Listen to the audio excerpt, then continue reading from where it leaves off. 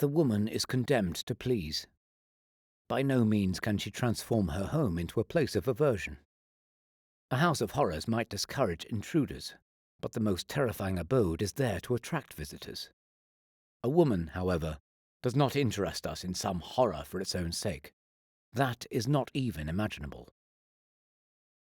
It is with a sort of mute, inevitable, inexplicable determination, like that in dreams, that the fascinating spectres of misery and pain have always lurked among the background figures in this carnival of a world.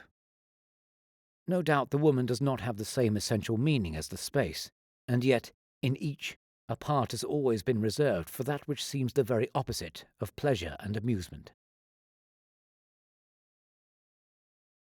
Women may have finally liberated themselves from only being responsible of the domestic space, but they maintain their servitude with regard to domestic chores. It remains open to the representation of that which repulses. The paradox of woman, in the most general sense, is the paradox of emotion, but in the most specific sense is the paradox of sacrifice. Women live in a world imposed on us as though it was perfectly natural, quite different from the one that used to exasperate us. As children, we did not know, but, as adults, we possess this world. We make endless use of it. It is made of intelligible and utilizable objects. We work the earth. We build houses. We eat bread. We drink wine. We have forgotten, out of habit, our childish apprehensions. In a word, we have ceased to mistrust ourselves. Only few women, amid the great fabrications of society, still believe naively that a joke is not being played on them.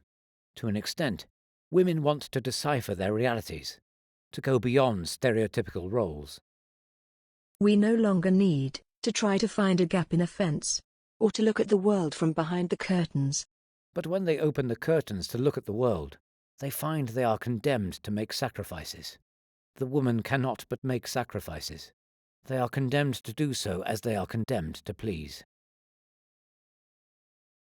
However, sacrifice is not only this repeated image to which patriarchy has given a sovereign value. It is the response to an obsession among men, one which women have the power to resist.